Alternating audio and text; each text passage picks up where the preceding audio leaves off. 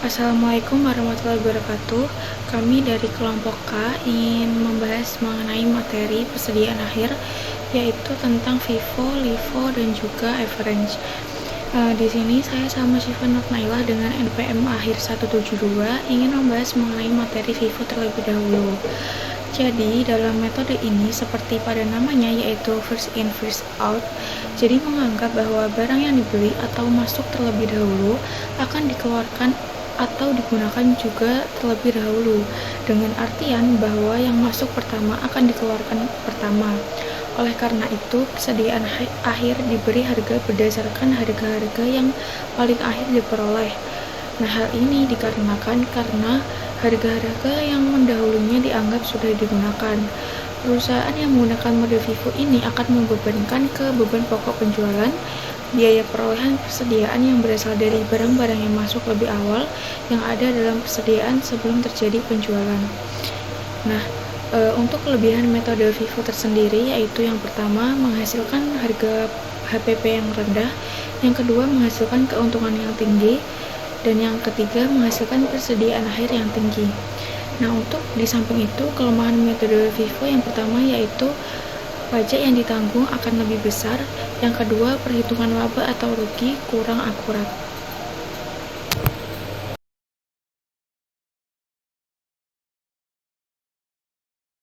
Assalamualaikum warahmatullahi wabarakatuh. Perkenalkan, nama saya Rosita Elvina Orvalinesa, NPM 240 130 10 323. Di sini saya akan menjelaskan tentang metode LIFO, yang mana metode ini menerapkan bahwa persediaan dengan nilai perolehan terakhir yang masuk akan dijual atau digunakan lebih dahulu, sehingga perolehan persediaan akhir dinilai berdasarkan nilai perolehan yang awal masuk dibeli. Kemudian metode LIFO ini dianggap berdampak pada nilai aktiva yang rendah pada perusahaan dan cenderung menghasilkan nilai persediaan akhir yang rendah. Namun di sisi lain, metode LIFO ini juga ada keuntungan dan kelemahan yang bisa dikatakan manfaat atau kelebihan dari metode LIFO ini. Yang pertama, pengurangan beban pajak, yang dimana dalam kondisi inflasi, LIFO dapat membantu mengurangi laba karena pajak karena biaya yang lebih tinggi. Harga pembelian terbaru dibebankan ke biaya penjualan. Kemudian yang kedua yakni biaya produksi yang lebih akurat. LIFO dapat mencerminkan biaya produksi yang lebih akurat, terutama saat harga barang terus meningkat. Kemudian yang kedua yakni kelemahan. Kelemahan pada metode LIFO ini yaitu persediaan lama. Yang dimaksud dari persediaan lama di sini adalah barang lama dapat tertinggal di gudang, berpotensi menyebabkan masalah kadaluarsa atau usang. Kemudian yang kedua ada nilai persediaan yang tidak akurat. Yang di sini dimaksud adalah nilai persediaan yang dilaporkan di neraca keuangan mungkin menjadi lebih rendah dari nilai sebenarnya karena menggunakan harga pembelian yang lebih lama. Jadi tidak terupdate dari harga yang lebih baru. Kemudian rumit untuk diimplementasikan. LIFO bisa lebih rumit untuk diterapkan dibandingkan metode lain seperti FIFO. Dan juga di Indonesia ini LIFO tidak diizinkan untuk menjadi metode penerapan persediaan nilai akhir. Dan juga perlu diingat bahwa penggunaan metode LIFO ini tidak diizinkan dalam standar akuntansi keuangan IFRS di Indonesia. Kemudian selanjutnya yakni contoh soal dari metode LIFO. Di sini saya menggunakan metode perpetual. Yang mana pertama kita ada sebuah soal. Di sini ada PD Pelita pada tahun 2025 bulan Maret. Di sini diketahui pembelian dan penjualan barang dagang untuk sampo dengan merek Fresh dengan transaksi yang ada. Di sini sudah diberikan tanggal dari tanggal 1 ada persediaan awal, tanggal 3 pembelian, tanggal 5 penjualan, tanggal 7 penjualan, tanggal 10 pembelian, tanggal 11 retur pembelian, tanggal 15 penjualan, tanggal 18 pembelian, tanggal 25 penjualan, dan tanggal 31 retur penjualan, dan lain sebagainya sebagai contoh soal tersebut. Kemudian kita mencari barang tersedia untuk dijual. Di sini yang kita masukkan yakni yang pertama persediaan awal, pembelian, dan retur pembelian. Yang mana kita catat yang pertama pada tanggal 1 Maret 2025 di sini persediaan awal dengan unit 200, kemudian harga per unit sebesar 9.000, kita kalikan jadi total sebesar 1.800.000. Kemudian pada tanggal 3 Maret di sini ada pembelian sebanyak 300 unit dengan harga per unit 10.000. Kemudian kita jumlahkan menjadi 3 juta. Selanjutnya pada tanggal 10 Maret di sini ada pembelian sebesar 300 unit dan harga per unitnya yakni 11.000, sehingga total menjadi 3.300.000. Kemudian selanjutnya pada tanggal 11 Maret ada retur pembelian sebesar 50 unit dikembalikan, harga per unitnya dibanderol dengan harga 11.000 dan total kembalinya yakni 550.000. Kemudian tanggal 18 Maret 2025 ada keterangan pembelian sebesar 300 unit, harga per unitnya yaitu 12.000, sehingga kita kalikan menjadi 3.600.000. Sehingga kita bisa menjumlahkan barang tersedia untuk dijual yakni sebanyak 1.050 unit, dan total dari barang tersedia untuk dijual yakni kisaran sekitar 11.150.000. Kemudian kita mencari persediaan barang dagang akhir, yaitu dengan barang tersedia untuk dijual dikurangi total unit yang terjual. Kita langsung masukkan saja barang tersedia untuk dijual sudah diketahui yaitu 1.050 unit, dan dikurangi 950 ini dari 950 ini dari unit yang tidak termasuk ke dalam barang tersedia untuk dijual, yaitu sebesar 950 unit, sehingga kita memperoleh hasil akhir dari persediaan dagang akhir yaitu 100 unit.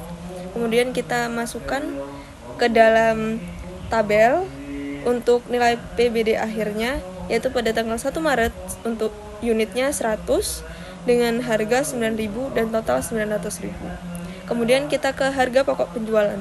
Di sini pada persediaan awal kita menuliskan 1.800.000 seperti pada awalnya. Kemudian pembelian bersih yaitu sebesar 9.350.000. Ini diperoleh dari barang tersedia untuk dijual yaitu 11.150.000 dikurangi dengan persediaan awal 1.800.000. Kemudian barang tersedia untuk dijual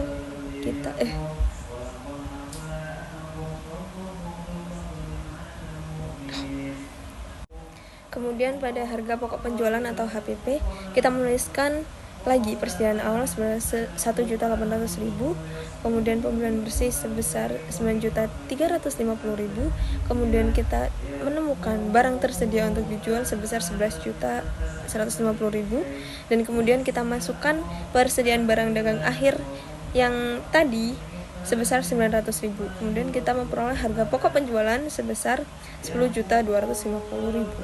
Kemudian laba kotor penjualan bersih dikurangi HPP. Penjualan bersih tadi sebesar 15.500.000, ini dari penjualan saja kita jumlahkan, kemudian kita ketemu hasilnya yaitu 15.500.000. Kemudian HPP kita langsung masukkan saja tadi sebesar 10.250.000, dan kita memperoleh laba kotor sebesar 5.250.000. Terima kasih, sekian dari saya.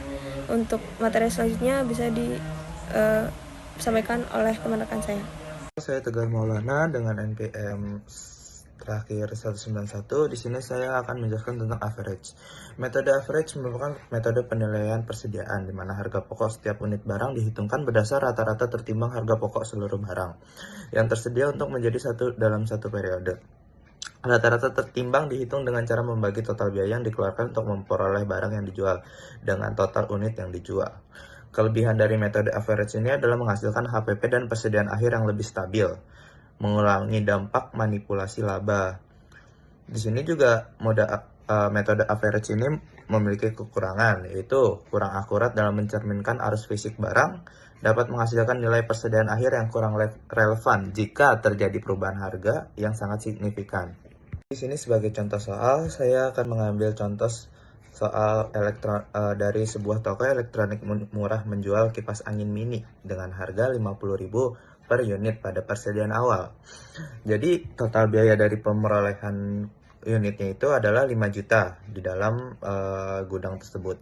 Lalu pada 10 April terjadi pembelian sebanyak 200 unit. Di situ ada biaya per unitnya sebesar 60.000. Lalu di sini di tanggal 15 April di situ ada penjualan sebanyak 150 unit. Dan pada 25 April terjadi pembelian sebesar 100 unit yang per unitnya harganya adalah 70.000. Dan pada 30 April terjadi penjualan lagi. Lalu di sini pertanyaannya adalah hitunglah HPP dan nilai persediaan akhir dengan metode average. Hitunglah laba kotor jika harga jual per unit kipas angin adalah 80.000. Jadi pembahasan soal ke-1 adalah di sini ada total unit itu sebanyak 400 unit dan biaya per unitnya jika di rata-rata adalah 60.000 dan total biaya pemerolehan itu 24 juta. Jadi dari total semua tadi biaya pemerolehannya per unitnya dikaliin, lalu jadilah hasilnya 24 juta. Lalu 24 juta ini dibagi 400 dan di rata-rata. Jadi di sini biaya per unitnya adalah 60.000. Lalu di sini HPP dari itu adalah di penjualan pertama, berarti jika harga per unitnya adalah 60.000, jadi penjualannya itu ada, total penjualan itu kan 250 unit. Jadi di sini jika semuanya harga per unitnya adalah 60.000, jadi total HPP-nya adalah 15 juta. Lalu di sini ada persediaan akhir. Persediaan akhirnya, total akhir dari persediaan akhirnya itu adalah 150.000 dikali 60.000, tinggal sisa 9 juta. Lalu di sini lanjut ke pembahasan soal nomor 2. Di sini adalah 15 April kan jika per unitnya adalah 80.000. Jadi di 15 April ini terjadi pembelian sebanyak 150 unit sebesar harga 80.000. Jadi dan 30 April dengan total 100 unit. Jadi 12 juta ditambah dengan 8 juta, hasilnya adalah 20 juta. Jadi laba kotor adalah total penjualan dikurangin HPP. Jadi penjualannya tadi adalah 20 juta dan HPP pada awal tadi dihitung adalah 15 juta. Jadi laba kotornya adalah kisaran 5 juta. Kesimpulan metode LIFO. Barang yang pertama kali masuk akan dijual atau digunakan terlebih dahulu. Cocok untuk bisnis yang dengan produk yang memiliki masa simpan terbatas. Menghasilkan nilai persediaan akhir yang lebih tinggi saat harga naik. Harga pokok penjualan lebih rendah saat harga naik, sehingga laba kotor lebih tinggi. Kesimpulan metode LIFO. Barang yang terakhir masuk akan dijual atau digunakan terlebih dahulu. Cocok untuk kondisi inflasi karena mencerminkan biaya terbaru dalam harga pokok penjualan, menghasilkan nilai persediaan akhir yang lebih rendah saat harga naik. Harga pokok penjualan lebih tinggi saat harga naik, sehingga laba kotor lebih rendah dan mengurangi pajak. Kesimpulan metode average atau rata-rata. Harga barang dihitung berdasarkan rata-rata biaya semua persediaan yang tersedia, mengurangi fluktuasi harga dan memberikan nilai persediaan yang lebih stabil. Cocok untuk bisnis dengan volume besar dan produk seragam. Tidak menghasilkan laba atau harga pokok penjualan yang terlalu ekstrim seperti FIFO atau LIFO. Metode yang tidak sesuai dengan IFRS atau International Financial Reporting Standards adalah LIFO. Mengapa? Karena LIFO tidak mencerminkan nilai pasar yang realistis. Persediaan akhir dinilai menggunakan harga lama, yang bisa sangat berbeda dari nilai pasar saat ini. Yang kedua, mengurangi keterbandingan laporan keuangan. LIFO bisa menyebabkan perbandingan besar dalam laporan keuangan dibandingkan dengan perusahaan yang menggunakan metode lain. Yang ketiga, cenderung menurunkan laba secara artifisial dalam kondisi inflasi. Karena harga pokok penjualan (COGS) lebih tinggi, laba lebih rendah yang bisa digunakan untuk mengurangi pajak.